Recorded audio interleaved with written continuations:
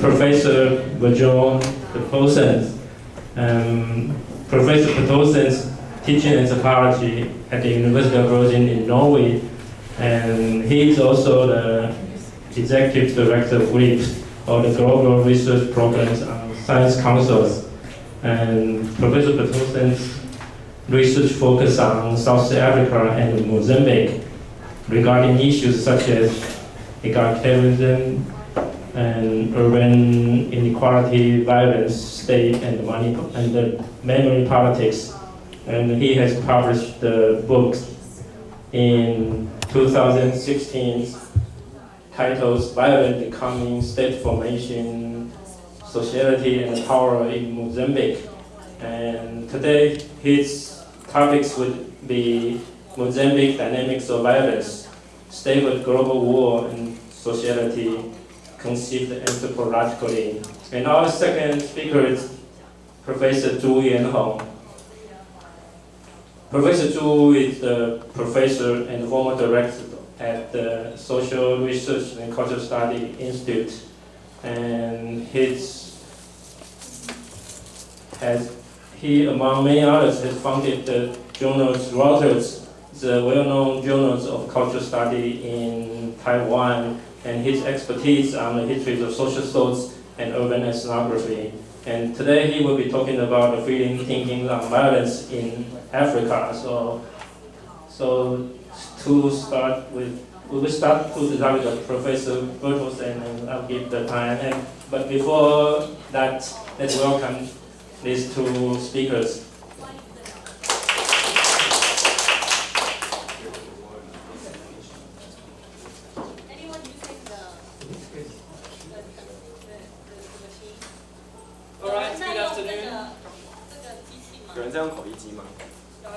Good afternoon, everyone.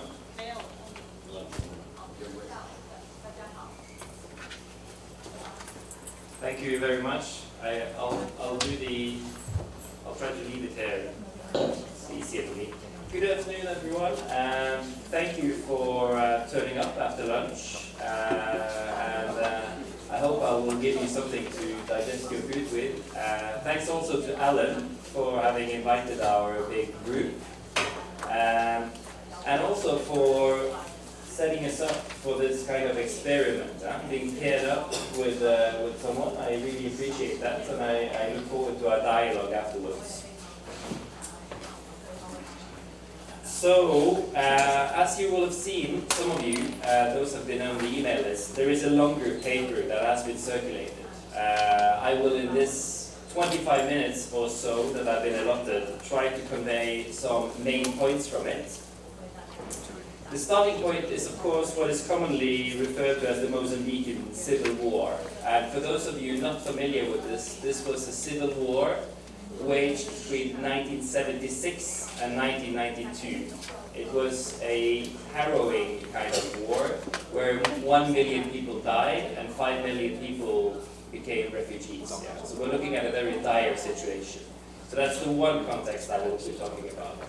I will also be talking about the periods of warfare afterwards from 2012 on in northern part of Mozambique and the central parts of Mozambique, which are new kinds of civil wars, or wars if you will.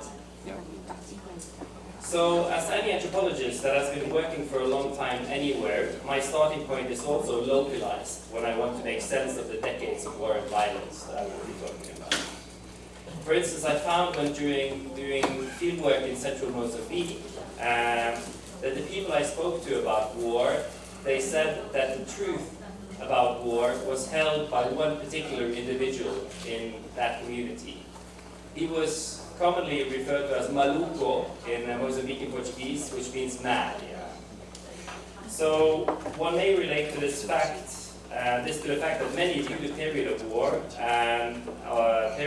as one of prolonged madness, of the suspension of human nature and sociality, perhaps. But we may also attempt to broaden this point when approaching the Mozambican context and ask, to what localities do we go? Where do we extract perspectives from? What is a source and what is an authority for analysis? And I think this also parallels some of the earlier discussions we've had here today, in terms of scale, in terms of source, in terms of authority for analysis. So I will in the following draw on anthropological material to explore what one could call the contours of the new wars as these come into view and unfold in Mozambique. In a sense, I will therefore use Mozambique neither as a case for particularizing and insularizing, nor to test whether a Mozambican case conforms to international patterns or models. Rather, I will use the material to inform our understandings of current warfare and attempt to show how the Mozambican wars prefigured the shape of global wars more generally. So this is my argument, using Mozambican experiences and trajectories as an optic to understand global war. Okay?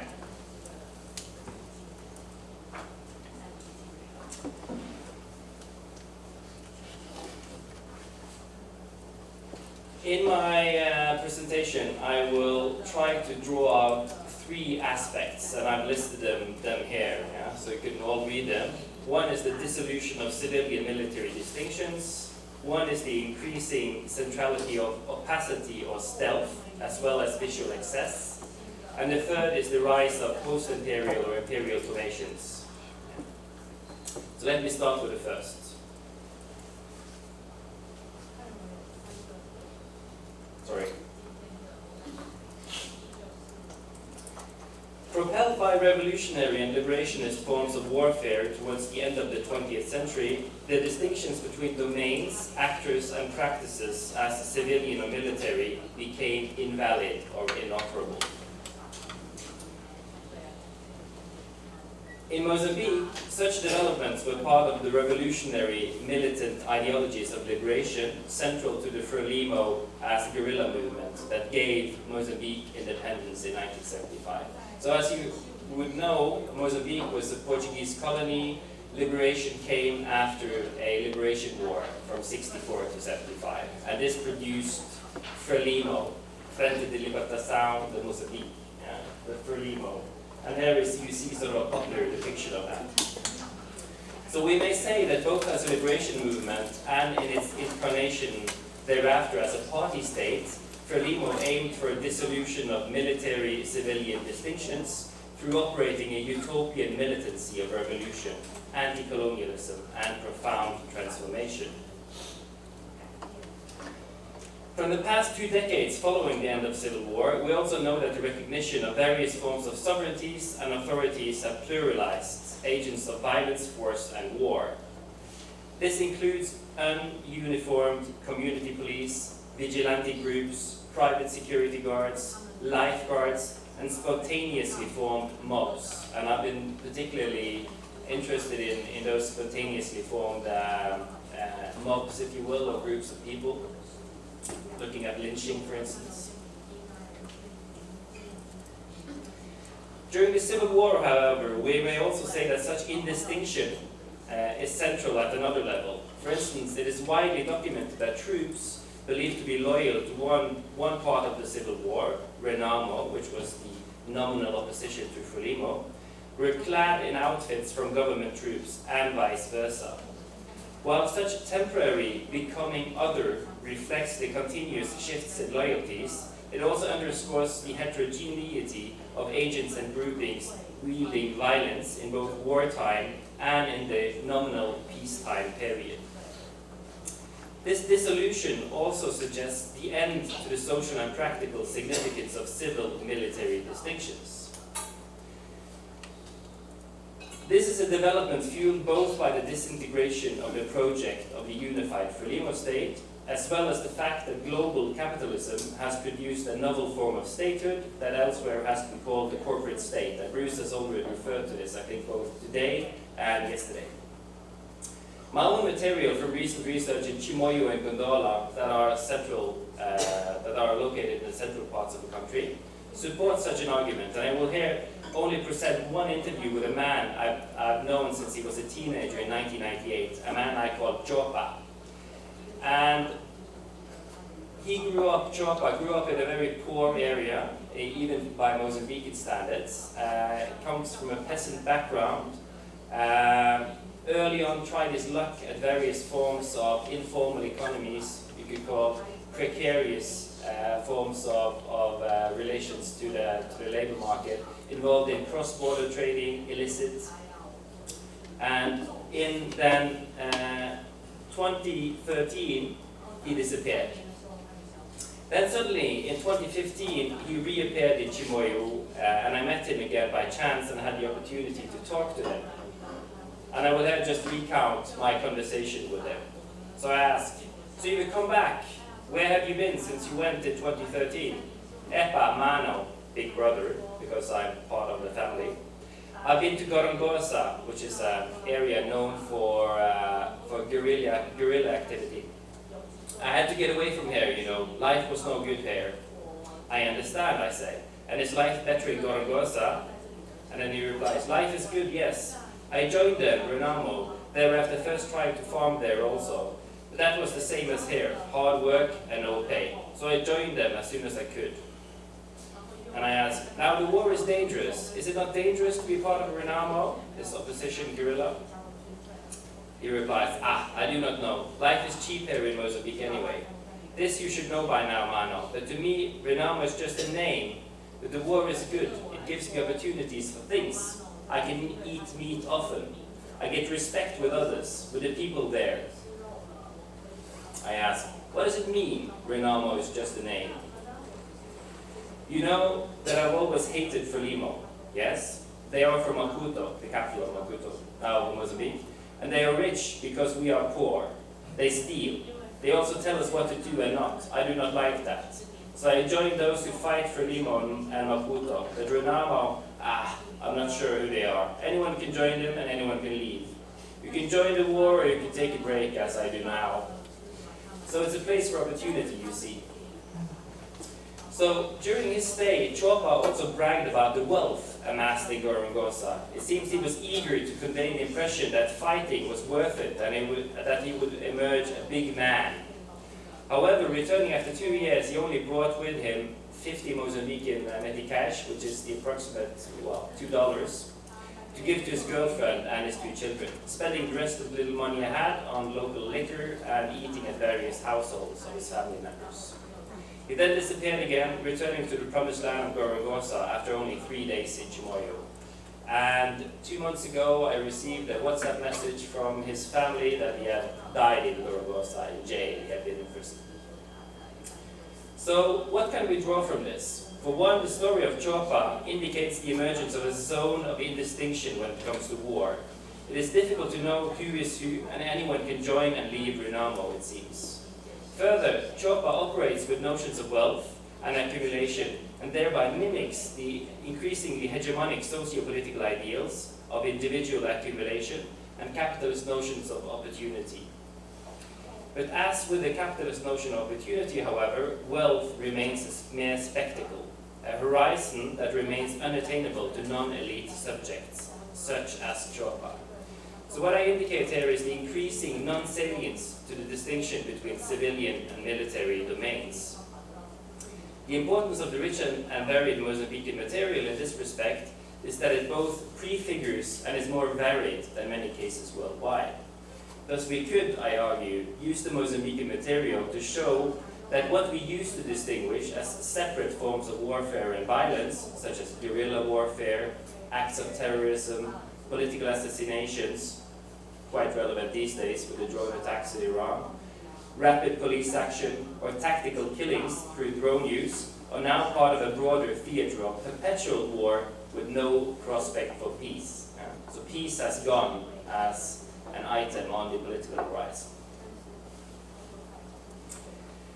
As I've already indicated, the Civil War from 1976 to 1992 and the war that comes after it, the war that Chopa joined, was extremely complex and is irreducible to single dichotomies of political opposition. However, it was also experienced as chaotic, not only in the sense of the carnivalesque, the intense practices of shape-shifting of military actors, and not least the excessive use of spectacular violence. These traits were exacerbated by the sense of bewilderment incurred by constant rumors and the difficulty of ascertaining event from non-event, actual killings from rumor about these, etc. This dimension, the centrality of opacity and stealth on the one hand, coupled with excess on the other, goes beyond the conventional tropes pertaining to war, such as the first victim in war is truth. Instead, it reveals that while war is ever and omnipresent, it also crucially revolves around domains of secrecy, stealth, opacity on the one hand, and transgression, excess, and the spectacular on the other. Miguel, one of my other interlocutors, operates a stall in a municipal market in Gondola, also in central Mozambique, and recounted the fighting between Renamo forces and government forces that unfolded there. However, he was also concerned with other ways in which war consumed his life. He says, "Do you know, man of Bjørn, that we still have this system here of forced conscription?" And I ask, "Is it true? I thought this ended with a peace in 1992. And then he says, no, the war did not end in 1992. It always continues, but it's now changed. What happens here is this. Last year, that is in 2016, the government troops went around the city of Chimoio, capturing young men. They asked them, do you have a job? And if they replied, they were selling stuff or were ambulantish, that is, traveling salesmen, they would be taken. Many were taken here. It was like the raptos in Maputo. Raptos is the sort of recurrent waves of kidnapping for money, for ransom. And I asked, but how can they take? And then he says, you don't know anything, mano. The government here does not care. When they need people, they just take them and send them into war. There they die. These are just ordinary people that become soldiers. We are like soldiers waiting to be sent to die. The government does not care. It just wants to kill those that are not the elite, not Frelimo. And then I say, very well-phrased question. So they die where? And he replied, those that were taken, sometimes at night also, die in Gorongosa. But the government is afraid that the big newspapers will find the bodies. So they take them there to the municipal graveyard of Chimoio and bury them to hide the corpses of the young men. I've seen the trucks coming with the bodies in the afternoon. At night they are buried using big machines. The government works with death and war is everywhere. My interlocutor, Miguel, was not the only one reflecting on a war that seemed opaque, a government that seemed to use stealth, and a form of violence that was excessive. What we see here is war as oscillating between the realm of the event, of what happened, and the planes of the non-event, the rumor, and the rumored event. Both planes of the event are real, but in a skewed form, where war is not only total and totalizing, but also grossly excessive, opaque, and exhibiting stealth. Here we see clearly how such notions of war, long-standing in Mozambique, can help us make sense of related and emerging understandings of war as autonomous and robotized, as remote controlled through drone warfare, war as integral to social media and the digital realm, or war as forms of assault magic and extending its violence from realms of invisibility. As my long-term interlocutors point out, knowledge about the war is rare, uncertain, and frequently contradictory. To me, this underlines a general trend in warfare, namely the death of so-called facts on the ground. While there has, of course, always been manipulation and propaganda in war, not least documented by Paulo Guerrillo's work, knowledge of battles, deaths, prisoners of wars, territories have normally seeped into the public domains. Not anymore, and this in itself is a paradox. The proliferation of communication media and digital technology, coupled with the rise of the so-called citizen journalists, has not produced a more clarified and illuminated image of war and its unfolding. Why is that so? Here we have to turn to the third dimension I would like to present. I would like to start this section with a glimpse from my fieldwork in early 2016. Then many of my interlocutors, and several of which had been in the Gorongosa area that I've already referred to, argued that covert and illicit forms of extraction was integral to the war. One, an officer from the government forces, whom I interviewed in Chimoio, told me, Listen, I've been to Gorongosa several times, and they, that is Renamo, had things there you cannot imagine. Cars, new computers. When we went into their bases, places they had abandoned, we saw it all. But the most fantastic thing was the helicopter. Every night we could hear a helicopter land, stay for a while, and then fly out. They say it was with gold and diamonds from either Mozambique or Zimbabwe. I'm not sure where, but it was there, the helicopter of Renamo and the things of Renamo. War is business, my friend. So, at one level, this account seems to support the now classic, yet very problematic argument made in the greed, not grievance literature, most vocally expressed by economists Paul Collier and Stephen Huffler. Crucially, the approach underlines how one cannot have a pure ideational reading of the waging of war, neither from government-controlled forces, nor from those attacking the state. However, this greed not grievance approach quite problematically posits external or non-state condoned violent politics or violent struggles as fueled by greed on various levels. Further, it accords an almost ontogenetic property to state discourses, sanitizing state violence and positing those disloyal to the state as beyond the realm of politics. Nor is, of course, prospects for immediate material gain an all-round template explanation, catering to, for instance, guerrillas such as Renamo. At another level, the stories of extraction also resemble accounts from analysts and observers relating to the 1970s and 1980s of Renamo. Poaching, smuggling, illegal mining, and other nebulous forms of surplus generation were, it was argued by some of these analysts, integral to Renamo's modus operandi in several places in Mozambique. While such earlier analyses of the 1970s and 1980s may have revealed economic dimensions inherent to Renamo warfare, the Cold War dynamics accorded a sense of political ideological bifurcation to these struggles. Although such bifurcation is deceitful, it nevertheless clarified at the macro level some of the political dynamics at work. Now, however, the imperial formations fueling dynamics of war are more nebulous and more directly related to economic interests and formations, rather than ideologically charged struggles for institutional, territorial, or political control.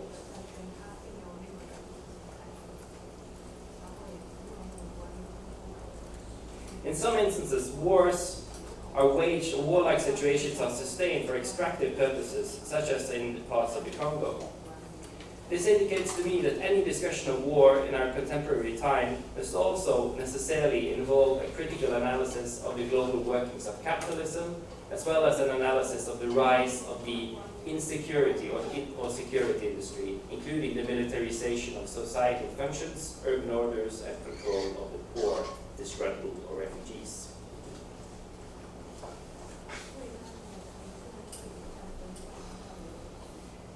Okay. I have 3 minutes left, so I will conclude to leave time for discussion and interaction also. It is important to emphasize that my drawing out of salient features from Mozambique to signal certain aspects of warfare globally necessarily glosses over a range of dimensions and features. As most scholars will agree, to produce general and broad statements about the murkiness of war is highly problematic. So I might admit it at once, I'm guilty. I'm guilty of oversimplification, and I'm not sticking with my limited ethnographic material. However, what I aimed to do in this paper was to move away from the comfort of particularism in order to actually draw on the case of Mozambique, writ large, to indicate more general and global trends. But differently, it's been an attempt to front-load Mozambique and bring its experiences and dynamics to bear on also non-Mozambican and non-African discussions of warfare. I've done so for several reasons, including moving discussions in and on Mozambique to a more general level, but the most important is perhaps this. Analysis of so-called African conflicts are far too easily fed into models that are drawing on ideal types from the West, that is thereby not only hegemonic, but is also producing a certain analytical discourse where African cases represent anomalies, lack, dissolution, disintegration, weakness. As scholars, I think we should always challenge such hegemonic models and both their epistemologies and presuppositions. I believe a very simple way to undertake such a critical task is to shift to defining, for instance, Mozambican cases as paradigmatic, to define our material here as the point of departure for analysis. My very small contribution in this regard has been to take the case of post-independence warfare in Mozambique and to use this as a lens to indicate global patterns of war. Several general conclusions may be drawn from Mozambican trajectories as I've outlined them here. One is this. It is no longer possible to uphold the image of a state as dispersing its form of violence and discipline in an orderly fashion to counter external and internal enemies. War has, of course, been thought of as a particular form of state violence, but has now changed to involve the corporate state form and other murky and non-imperial formations, privileging perhaps mediation over physical action and spectacularity over territorial conquest. A last point. The idea here has been not to test Mozambique against various hegemonic theories about warfare in Africa, big man politics, theories of patrimonialism, etc. Rather, it has been to take the case of Mozambique to build such a theory and asking, what are salient features of global war if we start from the point of Mozambique? And I hope I've managed to convey some points regarding this. Thank you.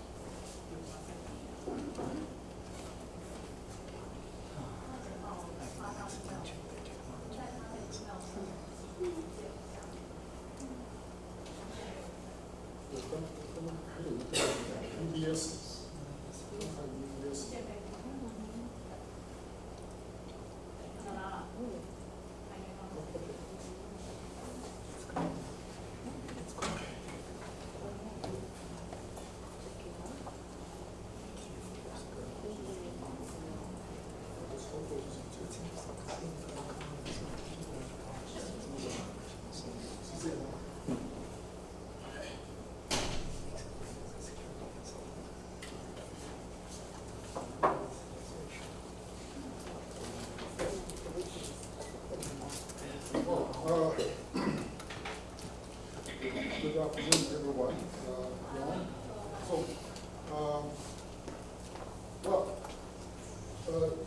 This paper is was conscripted by Alan Chen not very long ago.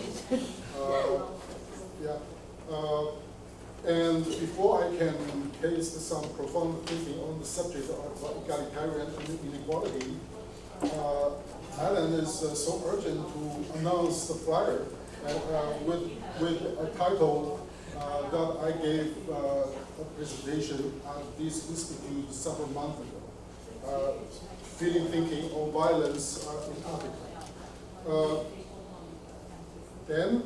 I think this title, can work okay, but I will not repeat, that previous presentation in which I give thought on 6 different kinds of violence in different corners of Africa. So I will not repeat them, but I will direct it to some issues that I'm more interested in, and also partially corresponding to Bjørn's paper.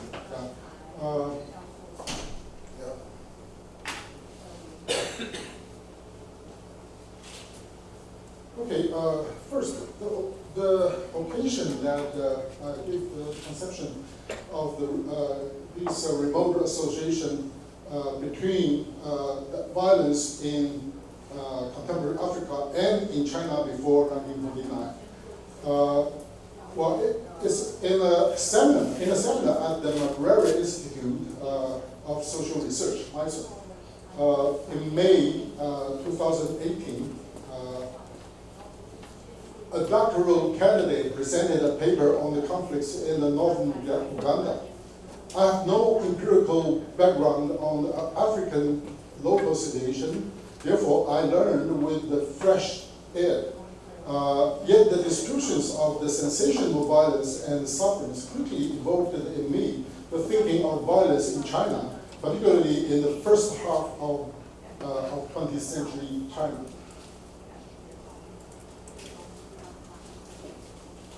I raised discussions that associated in comparison the shapes, colors, and smells of violence in suffering and sufferings of his contemporary African situations to that of China before 1949.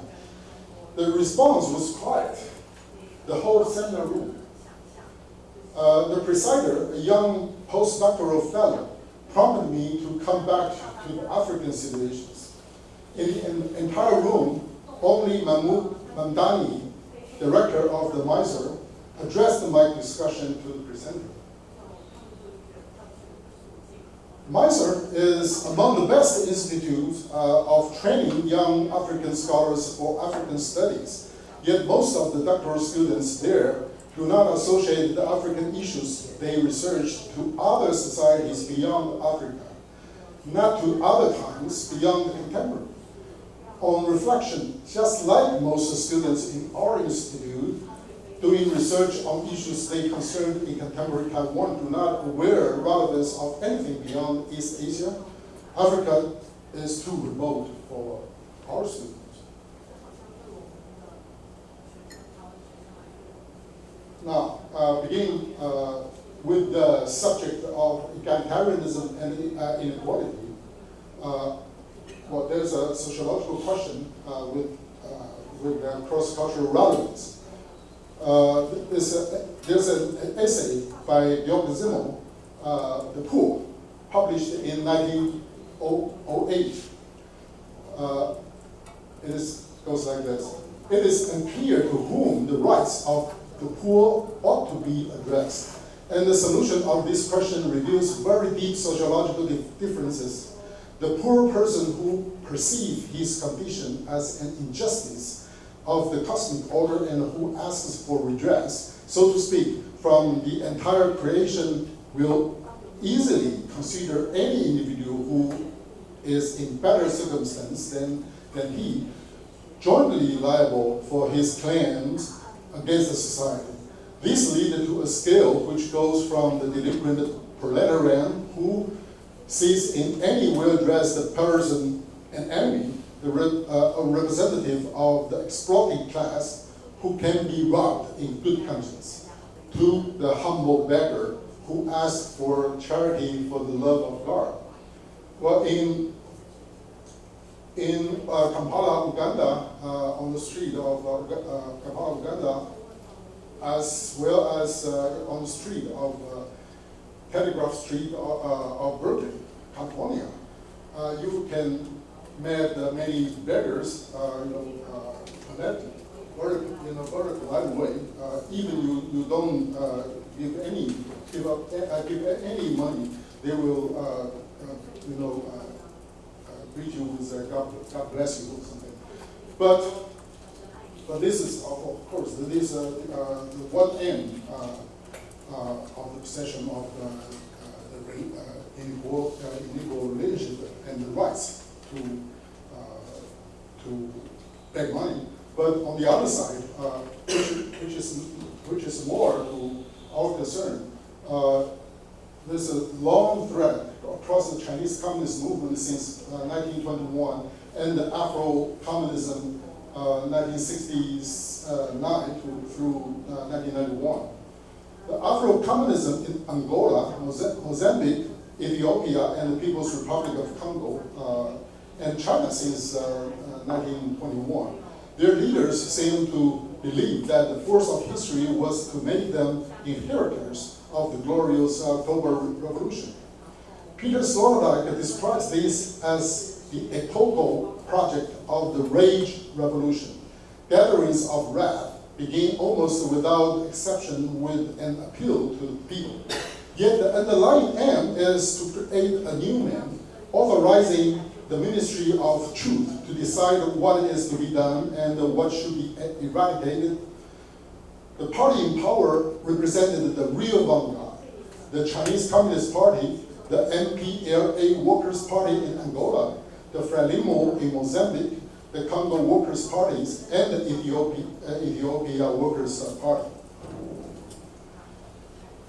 And then the fascinating phenomenon is the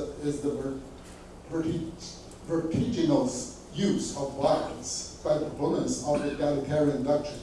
As Sloterdijk put it, what made ascending communism stupid, and what lent it the power to attract the paranoid reflexes of its adversaries was its ability, which could be detected early, to convincingly threaten the status quo with its downfall. When it had lost its capacity to threaten, it was finished as a ghost as well. Well, we may ask, when would be the time it lost the capacity to threaten? Obviously, it is when a communist regime itself becomes the status quo. Well, to study comparatively the trajectory of communist regimes in Africa and China will be a worthwhile project, but this is not the place for it. Here, I want to discuss the concept that may associate the perceptions on violence in contemporary Africa and in China before 1949. It raised by Zhang Dongsun, a Chinese philosopher, public intellectual, and political figures. Zhang called it "兵匪." I translated it as a military bandit. Zhang saw military bandit as one of the plagues of China in his time that must be eliminated for any possible advance of social development. So, in the following, I conclude several features of the expression of military bandit. First, military and bandit are both armed. Military is the binary opposition to bandit. Military is somehow legitimate. Bandit lacks legitimacy. So in a process of armed contestation for legitimacy, each party may call its rivals bandit, such as Chiang Kai-shek's government called Mao Zedong's army Mao bandit, Mao Fei. While vice versa, Jiang's army was called by Mao's communists Jiang bandit, Jiang Fei. There are numerous shades of military bandit. For example, Revolutionary Army during North Expedition, becoming a standing state army, 从北伐时候的国民革命军到统一之后成为国军。Armed rebels becoming Red Army, 南昌暴动 1927 August 1st. With the uprising, the Red Army was established, and then later becoming the Liberation Army. Regional warlords, 割据的军阀 very common, many of them. Local self-defense militia, 地方乡勇 wandering bandit, 流寇 defeated and dispersed the military plundering villages for their own survival. Some years. Invading foreign armies, Japanese army and Russian armies in Manchuria and Inner Mongolia, behaving like bandits. That is, plundering and rape. The third, military bandit is not only numerous in shapes, but is also ever-shifting status. This is so not only during 1911 through 1949 Ming War, but also recurred throughout the long history of China. We may recall from Tale of Water Margin, 水浒传, the classic Chinese equivalent of the English classic Robin Hood and his merry men. The story background was Song Dynasty from 1119 through 1125. Many of the heroes were criminalized militarily, joined the bandit. And finally, the hero bandits were co-opted to become an official army to fight other bandits. There is a proverb to express this military bandit career, cycling career. 杀人放火，受招安, yeah, means that slaughtering, burning, and then being co-opted to become official army.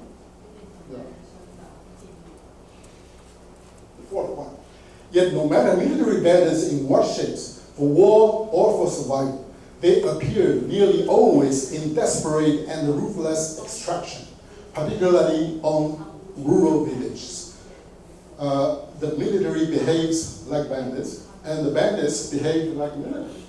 Okay, I have plenty story of my own family members, who died in various kind of unreasoned death for that. But maybe later I can have a discussion of that. The fifth one, military bandits makes career, sometimes remarkable careers. This is not the final version. Chapa, interviewed by Bjørn, is here, joining the Renamo, and it's a career. Okay? Joining an armed band start a career, although you never know its future fate and its ultimate military bandit status. Along the shifting military bandit career, if not died in war, many were defeated, dispersed, and exiled. Some made their way to Hong Kong or to the US. Many were imprisoned or executed as war criminals. But whatever military bandit's origin, once an armed struggle successfully seized state power, a whole rank of the military bandit elites would become dictators and the new ruling caste. For 2 or more generations as the princelings in the Red Dynasty and many African dictators. Okay, this part, I would like to contrast the features of military bandit violence, which I see in China before 1949 and later in Africa, to the idea of war derived from the European context. Carl Schmitt, missing a T. Carl Schmitt published in 1950 The Normal of the Earth, okay, praises as a requiem for the just republican European or European international law. It was a true European achievement. This is Schmitt's word. It was a true European achievement that every aspect of war was limited to conflicts between sovereign European states, and that war could be authorized and organized only by states. This was made possible by the overcoming of creedal disputes and the 16th and 17th century civil wars. This is how war, at least the land war on European soil, was circumscribed. This was nothing short of, still his word, this was nothing short of a miracle, a marvelous product of human reason. The astounding fact that there were no wars of destruction on European soil for 200 years this is a widely claimed saying, echoed this idea of war, 100 years peace. Okay? So many contemporary scholars, including Henry Kissinger, repeating this 100 years peace. That is from the conclusion of Napoleon War to the eve of the first World War. Okay? 100 years peace. I read it as an Eurocentric mythology. For the idea of war bracketed and defined by the European international law, never taken into account the frequent occurring of insurgency and counter-insurgency on European soil. The armed struggles for unification in Germany and Italy, the armed conflicts of rebellion, revolution, and for separation in Spain, Belgium, Greece, Romania, Bulgaria, Serbia, and Hungary. Not to mention the invasion of China, the scramble of Africa, the Russian conquering of Central Asia, and all the violence conducted in the British colonization of India and the Middle East, and the French colonization of North Africa and Indochina, and the American expansion. Well, in 1962, Schmidt, at his age of 74, published The Theory of the Partisan, a commentary remark on the concept of the political. It is a subversive, as I read it. I read it as a subversive supplement to his previous concept of the war. The reflections begin with the 1808 through 1813 Spanish guerrilla war against an invading Napoleonic army. He then acknowledged that the irregular partisan fights were common in armed uprising, civil war, and colonial war. The theory of the partisan reached the outside of the idea of war circumscribed by just publican European, the war between states conducted by one regular state army against another. Schmidt examined many partisan situations such as Russian in Central Asia, Nazi-occupied Balkan, the Chinese guerrilla resistance against the Japanese army, and the peoples of Indochina against the French. Unfortunately, the only briefly excusing away the African partisan situation, he writes, the 30 years of German colonial dominion in Africa, 1885 through 1915, were not important enough militarily to lead the distinguished theories of the Prussian general staff to take the problem seriously. Okay, now I come to a section that now I present the military bandit, the very complicated topos. Now I want to reflect on the changing global context and the conditions of the violence. I have several observations. The first is the disappearance of peasant revolution. According to the UN World Urbanization Prospect, the rural population in Asia and Africa decreased from over 80% of total population before 1950 to about 50% in recent years. Although terrorists or rebellious bands could still find their hotbed in certain weak states, such as Somalia, Yemen, or Mali, it seems unlikely to appear peasant revolution in the style of Mao Zedong or Vo-Yan Jiao. Vo-Yan Jiao is the general of the French, the Vietnam peasant revolution. Okay. Okay. The second point.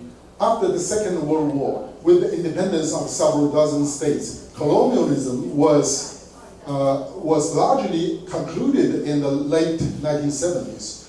The alliance between anti-colonial struggles and the anti-imperialist appeal of the communist world revolution was unwound. changing condition 3, the loss of communist idea as an egalitarian utopia. I will not spend further time on this. François Furet has a very thick book on this, the passing of an illusion, something like that. He is saying that, okay, for better or for worse, now we have no longer have that kind of utopia, egalitarian utopia to enforce.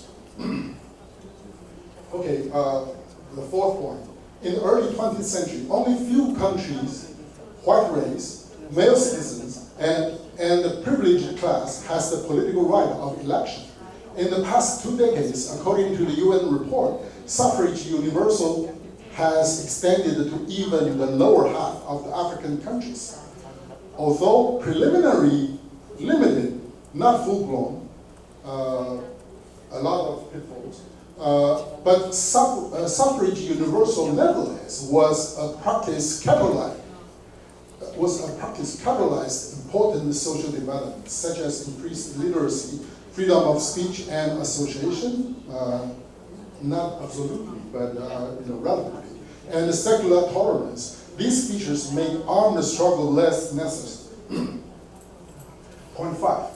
During Lenin's revolutionary career, the world did not have institutions of global governance such as United Nations, International Criminal Court, World Bank, and IMF. Today, rebellious uprising and its counterinsurgency violence in one country may confront multiple interventions from the global governance institutions, including deploying peacekeeping troops, setting no-fly zone, international criminal investigation of the use of chemical or biological or nuclear weapons, recognizing transitional government, freezing of foreign assets of the responsible officials. Although this global governance intervention may still be limited in effect, their role and evolution are focused on the world concern. Okay, the sixth point. During Lenin and Mao's revolutionary career, only very limited number of newspapers and reporters could access the event and its unfolding. Since CNN made its debut in the 1980s, BBC World in 1991, Deutsche Welle in 1992, Russia Today in 2005, Al Jazeera English in 2006, events are often watched by the world. The killing scene could be less tolerated. The news coverage, of course, becomes strategically important and it becomes a state of manipulation as well. The last point, the potentiality of internet mobilization. Well, we have many precedents. Boris Yeltsin in 1991 mobilized through the bulletin board system, BBS, leading to the collapse of the Soviet Union. In 2001, Philippines people's power using cell phone message to mobilize and overthrow the governments. In the 2009 Iranian Green Movement and later the Arab Spring, the revolution will be tweeted, resounded. Okay, disappointing international justice. This is my last point, but probably I need more. I need maybe a couple of minutes more. I will not go into the detail. These few frames I'm copying from my previous presentation.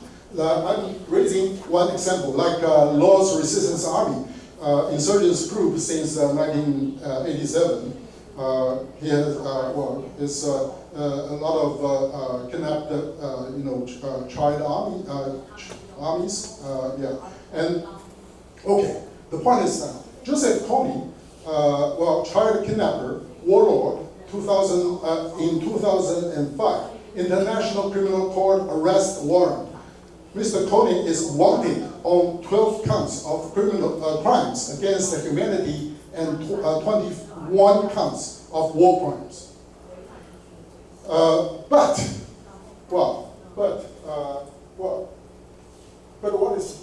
Yeah, my time's up, but maybe a couple minutes.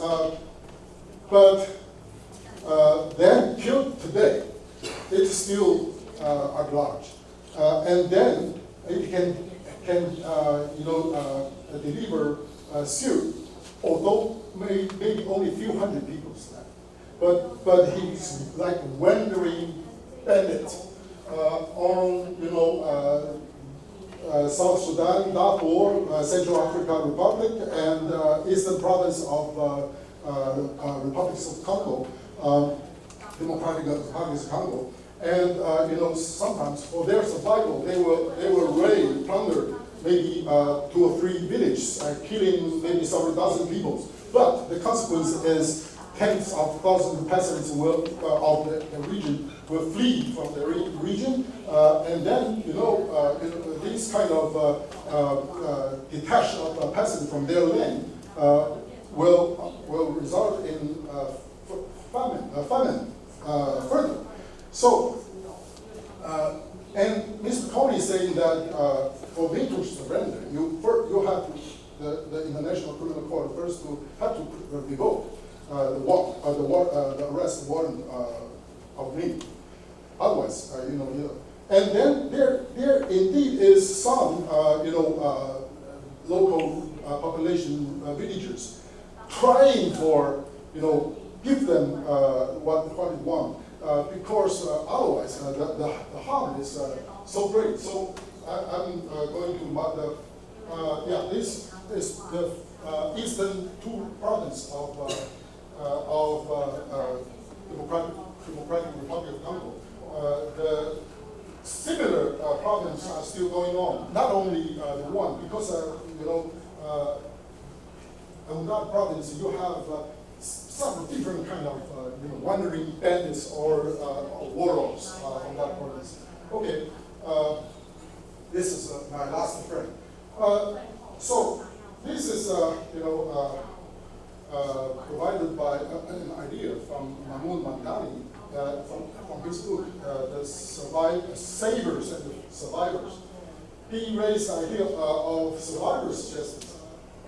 Victors' justice insists on distinguishing right from wrong. Survivors' justice seeks to reconcile different rights. The new power will forgive all past transgressions of the law as long as these are publicly acknowledged as wrongs. There will be no persecutions. The search for survivors' justice must be two-pronged. Prioritize peace over punishment and exploring forms of justice, not criminals, but political and social that will make a reconciliation durable. Thank you for your attention.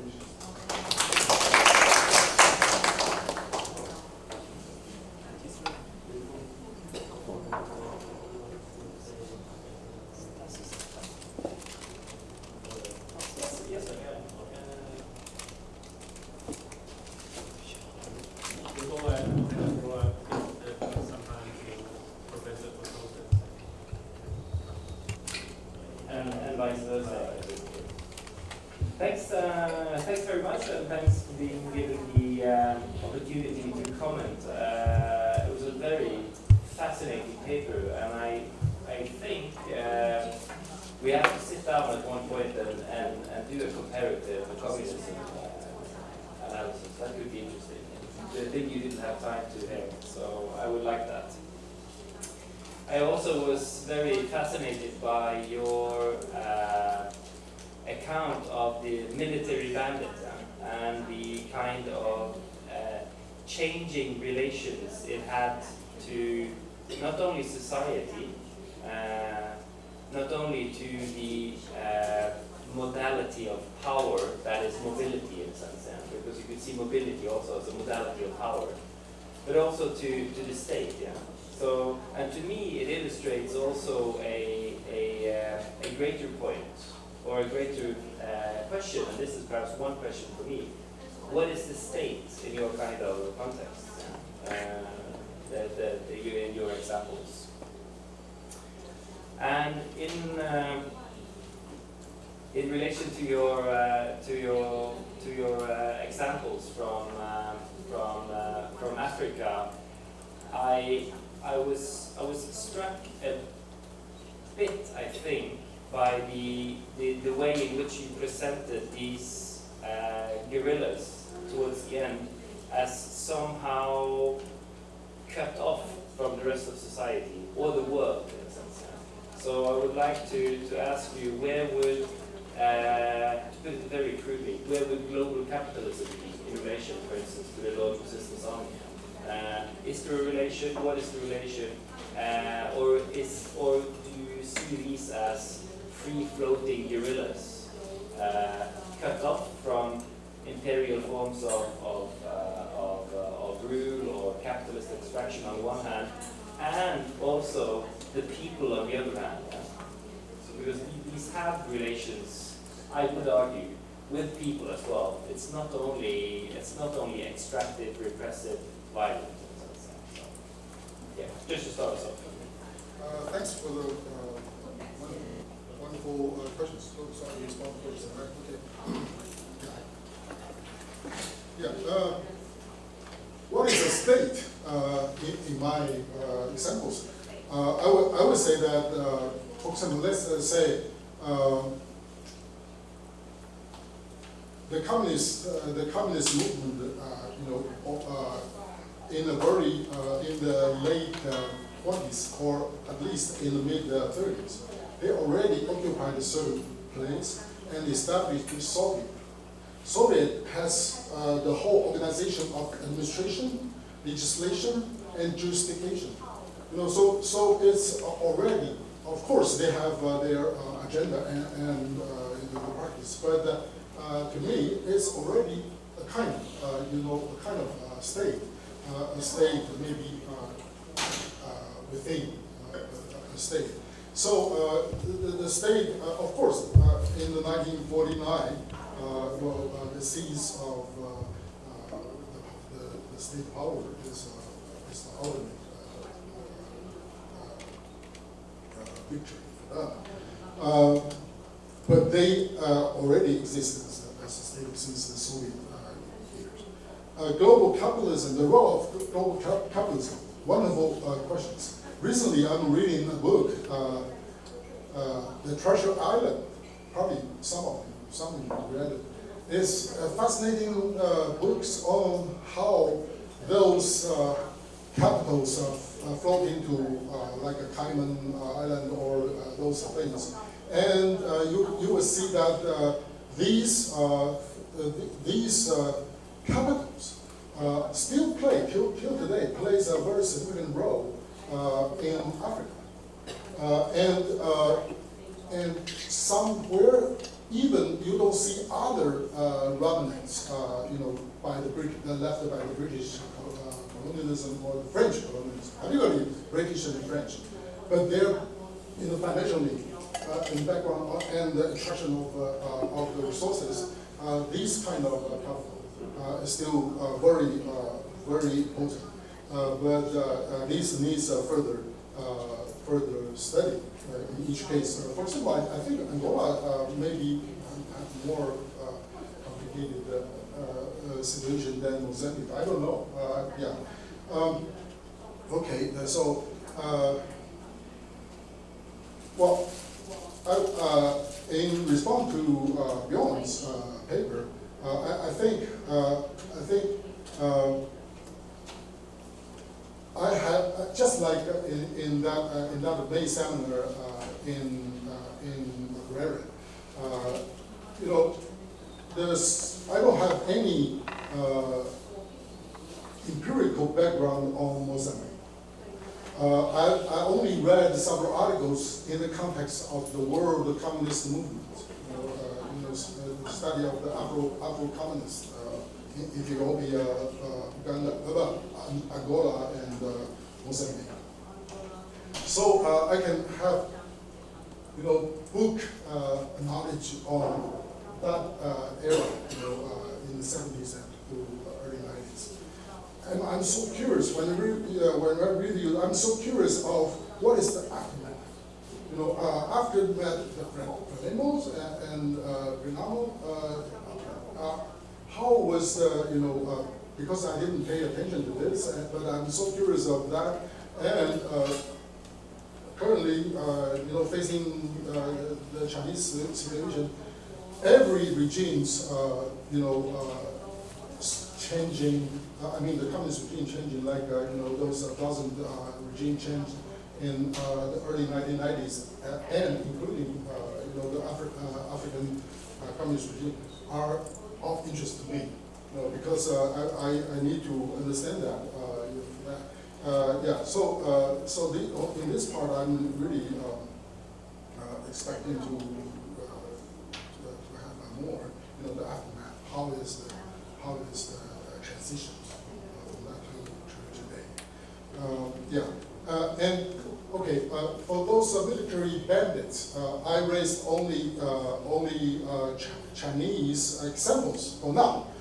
But I have plenty of, I think it's very easy for me to supplement them, similar changing, shifting relationship of all those points analyzed with African instance. But I don't have time for this paper now. So thank you. Okay, so we will open the section to both of you for questions and answers. Okay, go ahead. Okay. You. So I'll nicely wait for the microphone. Thank you. It was a really fascinating panel. I think the two papers really kind of dialogue with each other in a very interesting way. And I think one interesting way that they might dialogue is the temporality, the sense of time of each of them are different.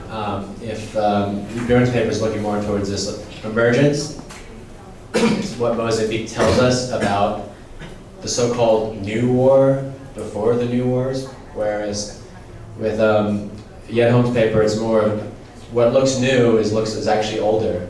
And I guess that brings up the issue of whether these types of conflicts and forms of violence are seen in a modernization narrative as sort of steps towards state building, or whether our starting point is what we think of is the normal ideal type state, which is now falling apart.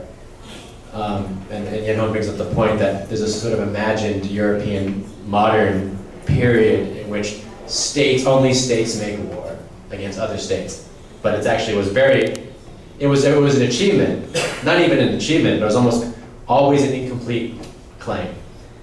But with Bjørn's paper, it's more, your starting point seems to be this assumption of the norm, which is the state-to-state warfare, and then the new war. But Ya-Chung's paper, it's the other way. So I guess the question goes to both, is how you see, if we're going to talk about trends, is there an argument about trends here, or do we have to get past the idea of we're moving from one type of war to another, or moving from, do we need to get rid of the term new war, for example? Does that help us?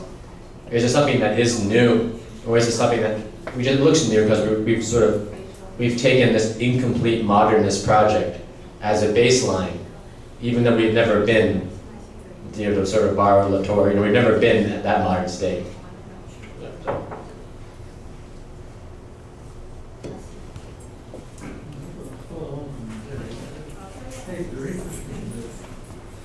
They seem to be extraordinarily, there's so much material that you're presenting that it flattens out an understanding, it seems to me, for both cases. I felt that there's a point in which you could sort of say the same thing about many different periods of time, but you'd have a different range of structural forces that were at work. For example, much of what is being described today by both papers, I felt, and I like the sort of sense of historical depth, but I could go back to Europe, for example, and say, well, we had the, between about sort of 1100 and 1500, 500 years, a pretty magnificent amount of social band-free different forms of it. 100 Years' War, for example, in Europe, it's going on for a very long period of time. What is it? Well, it's really a point in which there's new state formation and transformation in the nature of power around the place. So you've got, if I've looked at the 100 Years' War, for example, it looks to me, I mean, you could go to New Guinea and you'd find patterns of warfare there, which are sort of endemic, which are part of the system, actually, the way in which the system reproduces itself. And the same thing with the 100 Years' War. These were more or less headhunting wars. You'd go out, you'd get a little group together, you'd organize yourself as some kind of warlike corporation, you'd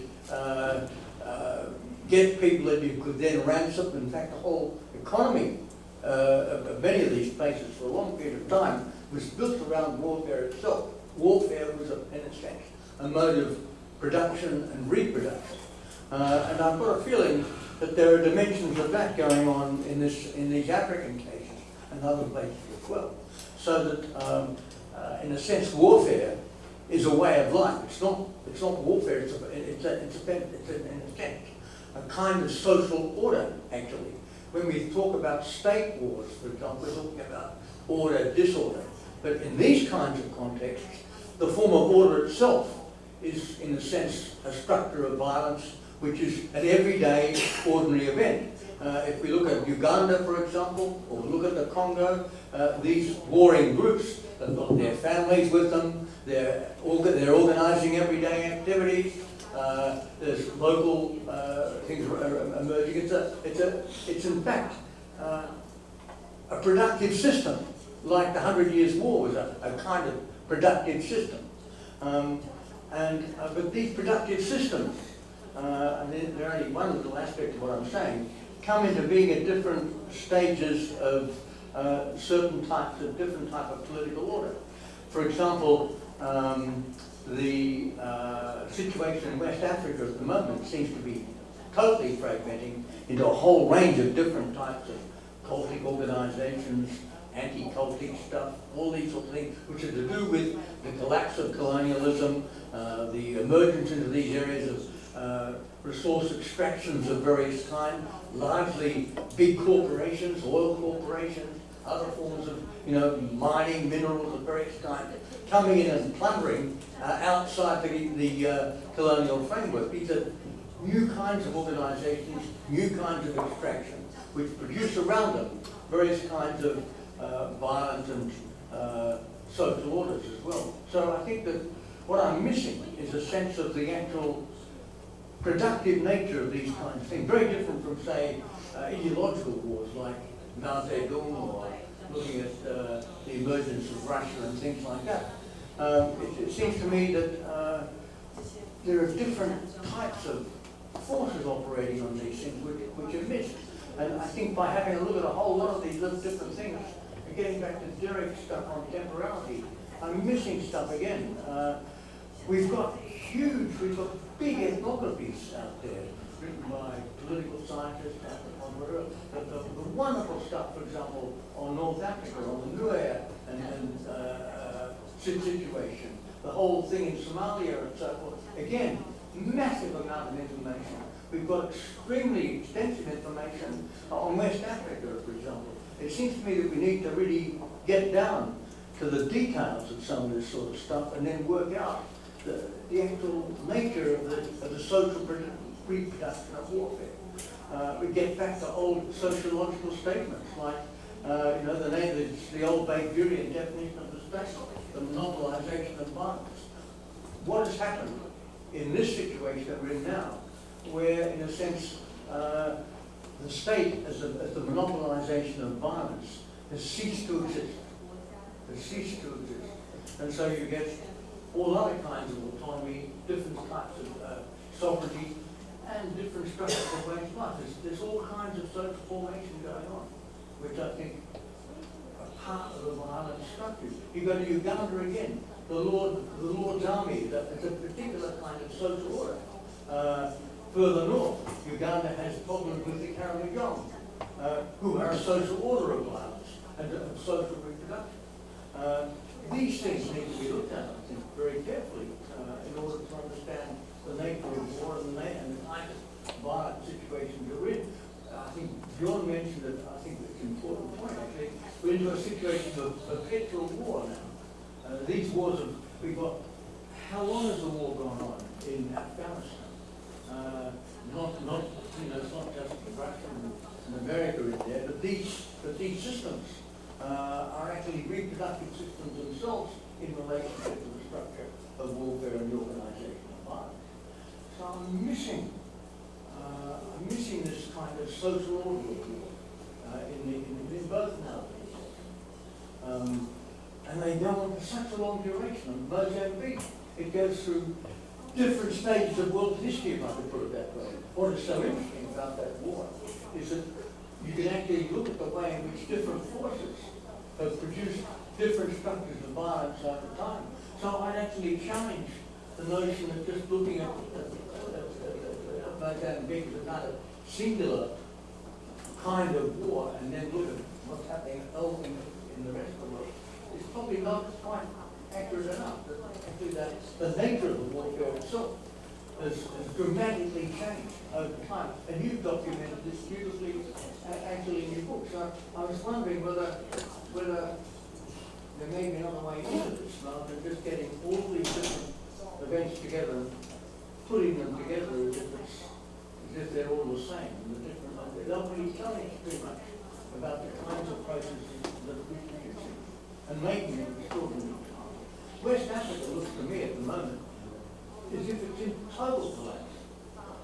Mali, more or less you can't go to. The Cameroons are collapsing. It's difficult to move around in Nigeria. These are vast tracts of land. The same thing in North Africa, East Africa. It's not just an African situation. We're seeing it elsewhere. We're seeing it, for example, in relationship to all the drug wars in South America, for example. Or we've got this phenomenon of proxy wars. America, colonial power or central powers are continuing their organisation into these areas through the phenomenon of the proxy war. That is manipulating local social, the British did in the colonial wars as well. They manipulate local populations. They in fact worked into a social order. This is what I'm missing. It's not just war, it's actually a form of life that's actually part of the reproductive system. Thanks a lot for your questions. I think I agree with you, Bruce, in some parts, but I think you're right in both you and Derek pointing out sort of the question of time here. Yeah? I mean, there is of course continuity in terms of warfare, and there is also rupture. Yeah? And my whole entry point into writing this paper was to say something about, okay, what has changed? Yeah? And I meant to say something about what has changed in terms of warfare, in terms of our fictions of war, yeah? Or the exceptional period of organized warfare that we had in the 1900s. Yeah? We have to recognize, I think, and Bruce hinted to this now, that in a sense, war is the normal condition for us, yeah? If we look at history. Yeah? War is not exception, war is the normal history, and the 1900s was the exception. This is also why now, because we have memories of the 1900s and organized warfare to a certain extent, we find it strange that the talk about peace is disappearing. You know? But it has been, it is a rare phenomena, the peace treaty, I think, historically. Just to comment, to exemplify with Mozambique and Portuguese colonial violence and modes of domination in Mozambique. The Portuguese colonial state, in its various guises, in its various forms, waged war or violently dominated Mozambique from the 1600s and only managed to stabilize Mozambique around 1930 with the rise of Salazar and the fascist state in Portugal. And then from 1930 to 1962, you could say that Mozambique had a form of peace under a stable colonial state. Yeah? And then from 1964 onwards, it unraveled again with the liberation movement that I hinted to here. Yeah? And since there has been recurring forms of war and warfare. Yeah? So in that 400-year span, there's only been like 30-something years with what we call peace, in a sense. Yeah? So if we take that example, Mozambique, again, as a point of departure, war is the normal state of affairs. So I think it's very, very, very important to be aware of that. But we should not be content with my whole argument was that we shouldn't be content with just approaching war as this Clausewitzian or Schmittian kind of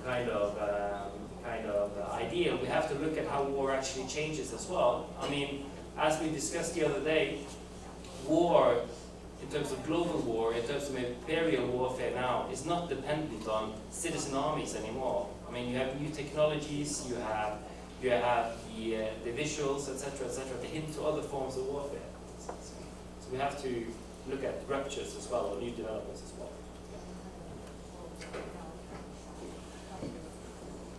I would totally agree and appreciate, the perspective on war as an organization of the social and political life. Actually, there are many excellent research to study the past 3rd century and Europe. It actually create a very powerful modern state that destroyed in the late 19th century and early 20th century the traditional empire, right? And the background is that these European states are, many of them are not hugely different in its population size, and they are constantly either engaged in war or preparing for war. So that's the so-called modern state,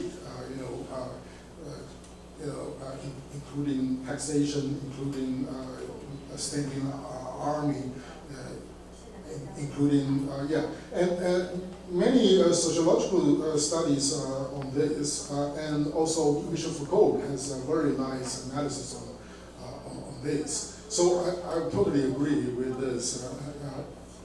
And well, about the two dispersed, examples in time, from early 12th century Song Dynasty to contemporary Africa.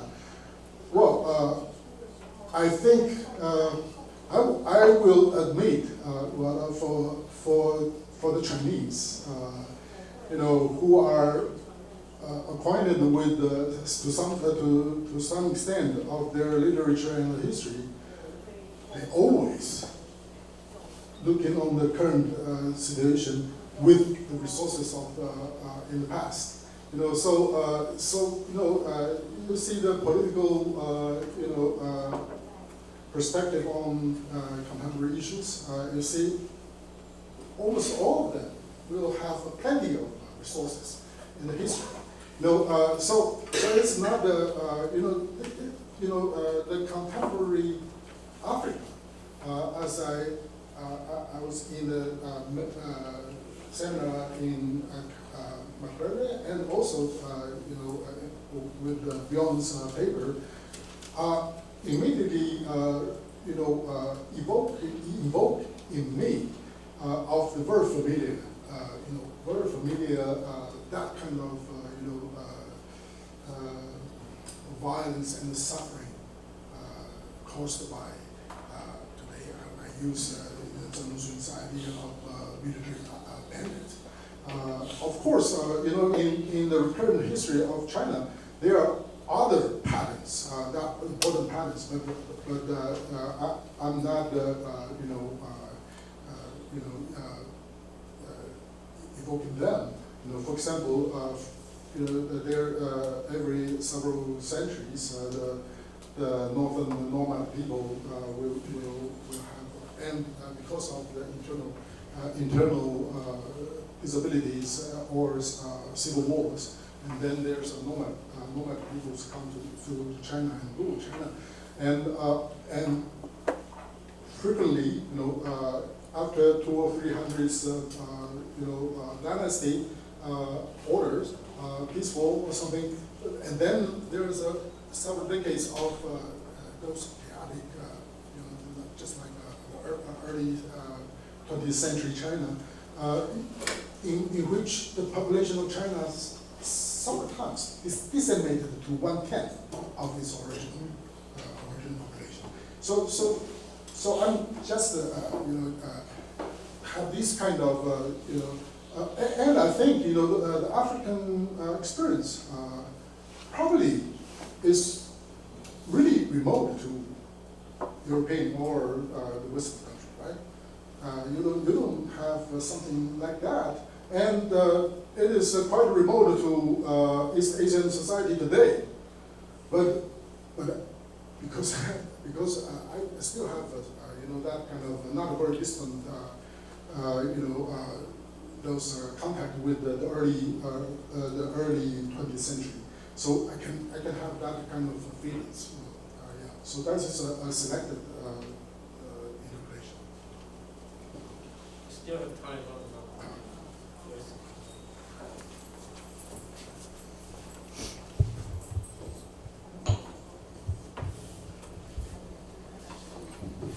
Yeah, I just want to address the question posed by Bjørn. I found it very interesting, especially compared to Southeast Asian countries. There's a post-independent state conducted some sort of a civil war, the war against its own people, and also vigilante, people against people within the same state. Okay, but all legitimized because of the state. So the war and the violence, for example, well, not only Myanmar, we know that Rohingya, okay, identified as non-citizen only after 1982. But in Indonesia, okay, there's a massacre in 1965-66. But also there similarly, extermination of their minority Aboriginal peoples on some island, like West Papua, East Timor, and so on. But also in Vietnam, after this, during this Vietnam War, or this war in Vietnam and Cambodia War, there's a Khmer Krom, the people, they were actually persecuted, massacred, so that they were exiled from their own land, even though they have been there for hundreds of years, okay, maybe more than 1,000, but then they became refugees, became stated people. In Thailand, they persecuted these Muslim communities in the 3 provinces down south, okay, and also executed by the state. So in this case for these African countries, we are very prone to think of this return of tribalism, okay, or these tribal leaders, they still have their power, not only in the parliament, but also in the neighboring communities. They can grab land, they can conduct their military forces. But still, we need to think the wars are more complicated. It's for different purposes and for different conducted by different actors and through different techniques, and supported by different institutional infrastructures. And the desire of the infrastructure, the momentum will be also different. So facing this post-colonial or even post-nation state, we are moving into this neoliberal global capitalist, whatever it is. So when we are thinking of this corporate state, and there are external forces also intervene into this. So this is actually her job. I mean, this is a very complicated case. And not only the rise of China, the One Belt One Road will shift this geopolitical, geoeconomic forces, and then would increase this poverty gap, or increase this magnetic center of these forces, or the mind, or energy, and all that and so on.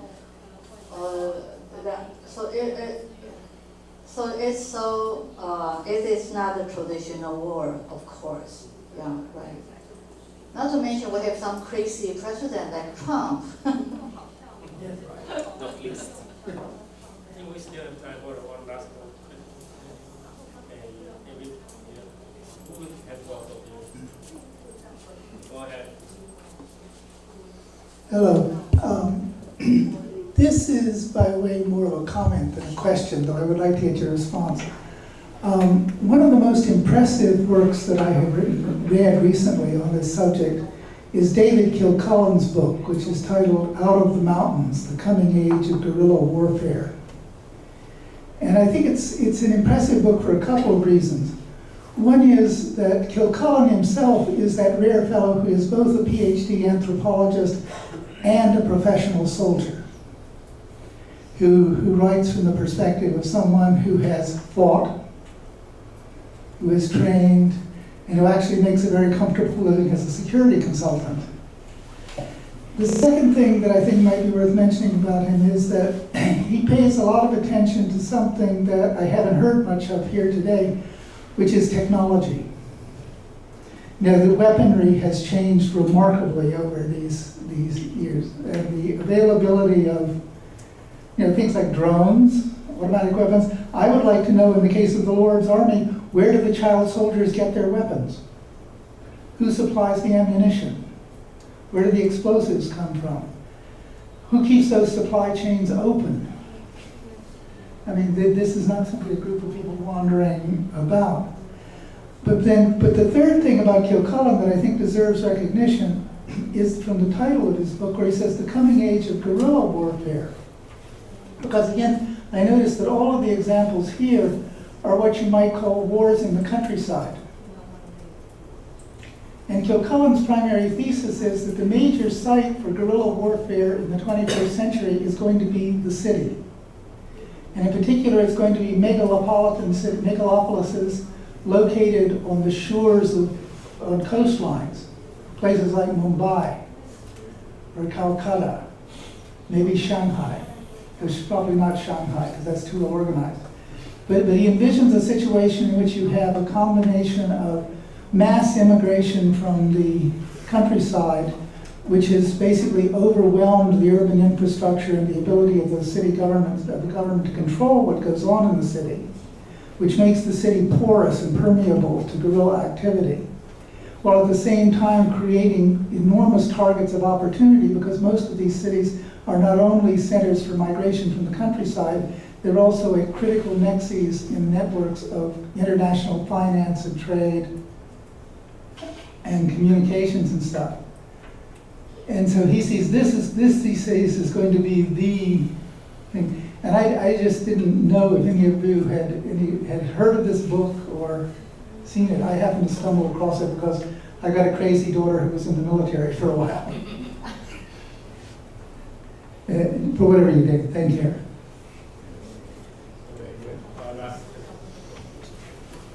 Yeah, just the last comment. I'm just wondering, one thing we didn't really discuss in this session, but sort of linking back to the overall theme of egalitarianism and inequality, I'm kind of wondering how we might tie this discussion of war back to that. I mean, in particular, I think, I forget the name, there's one of these like economists who write for popular, upper like New York Times audience about sort of how does global inequality as measured in capital get redistributed, unlike through social policy, but rather through catastrophic events like war. But of course, if we're thinking of, you're following this morning about war, wealth and inequality not just being about capital, but being about wealth, maybe it's a different question. But yeah, I'm just wondering how you might tie what you've discussed today back to the overall theme of egalitarianism and inequality. So thank you.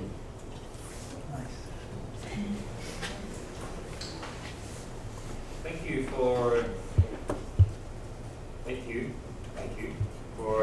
three very interesting questions, reflections.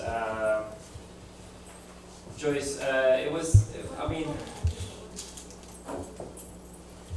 you asked a number of questions about sort of the, at least I could interpret it in terms of the Mozambican context, yeah? I mean, the starting point for the emergence of Mozambique was, of course, the liberation movement that dissolved this distinction between civilian and military in the form of the revolutionary subject, yeah, which was also a theme in your work. And it was, I used the notion civil war on the period of warfare between 76 and 92 as a shorthand, yeah, because it was not a civil war in, at least there's only one aspect of it that was a civil war, and that was the one I emphasized there, to simplify very much. That was the rise of Frelimo as the liberation movement that became the one-party state that instituted forms of socialist, Afro-socialist transformation that transformed peasants or pushed peasants into collective farms, etc., etc., etc.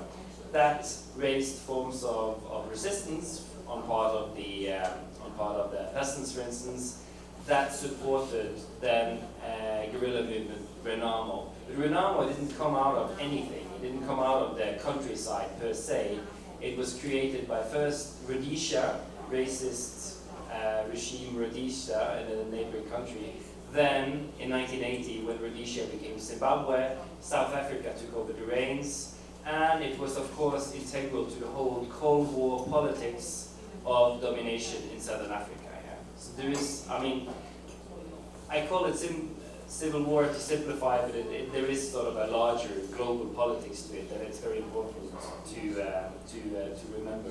In terms of your question about tribalism, in much of Southern Africa, what one could call tribalism is not, it's a very difficult term to use, also because of the same kind of revolutionary Afro-socialist transformation. For instance, Samora Machel, the legendary president of Mozambique, he said famously that for the nation to be born, the tribe must die, and he succeeded.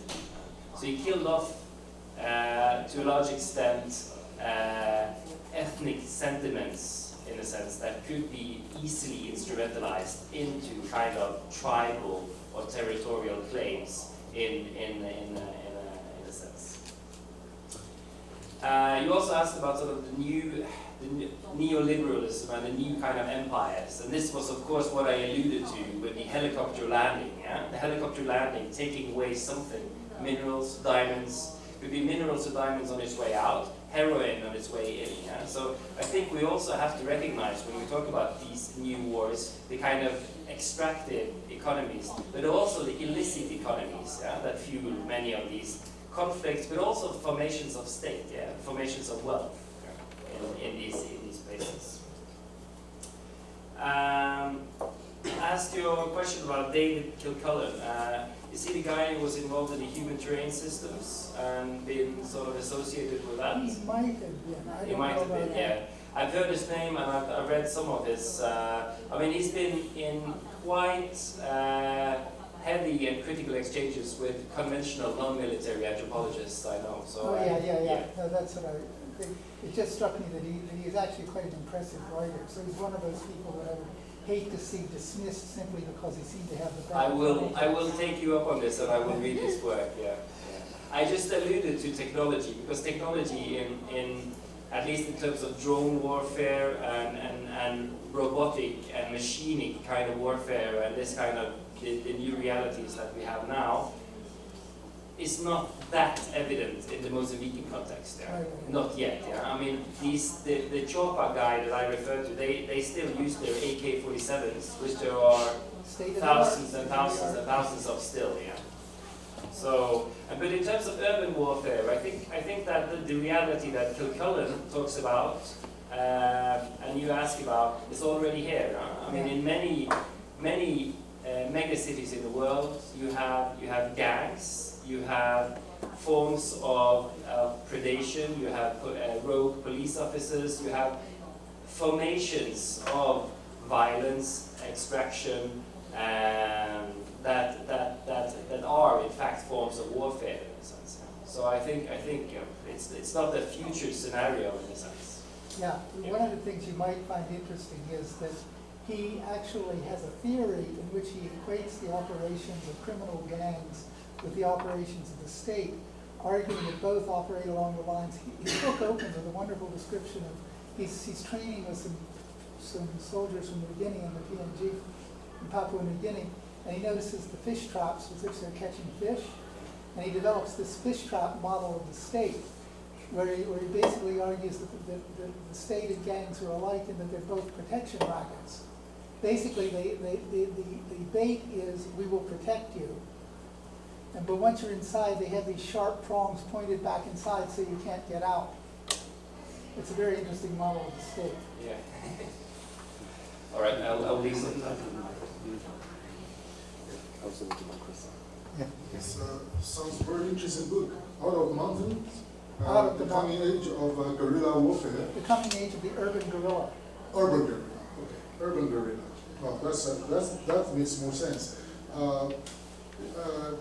Because I think the changing condition I analyzed. Actually, there is a statistic analysis of the armed struggle, the incidents and the groups of armed struggles has decreased since the end of 1970, both in number and in terms of successful rate. So since the end of 1970s, I don't know. Maybe now it's only very few guerrilla groups we can thought of, like a New People's Army in southern Philippines, or some Maoist group in India and in Peru. But it's not very significant now.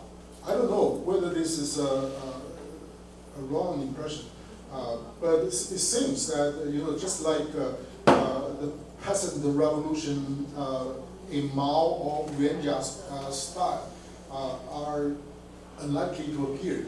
I think maybe the armed struggles in the guerrilla warfare will become fewer. I don't know.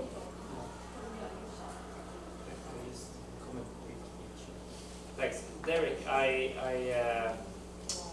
forgot to reply to your question about egalitarianism. I mean, just very briefly, 3 instances of the relation between violence, war, and egalitarianism in Mozambique. Of course, the liberation movement itself and its installation with the Afro-socialism was a form of an instantiation of an egalitarian society within a hierarchical structure of the state. Secondly, you had the Renamo guerrilla movement that attacked that very hierarchy, that attacked every symbol of the state. It attacked schools, school teachers, telephone poles, infrastructure, people. So that is also an egalitarian kind of dynamic in relation to warfare. So what would an egalitarian dynamic in relation to the current situation be? Well, perhaps it is Chopa's choice, or choice or not. Chopa's going into the war, coming back with some money, a form of violent appropriation.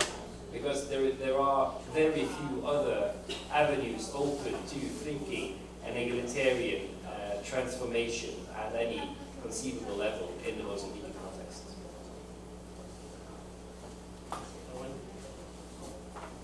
I want to thank our 2 speakers and all of you participating for these very productive sections. And we are kind of a couple of minutes, 5 minutes behind the schedule. So before I give Alan to say the next section, speaking time. Let's approach of this very productive talk.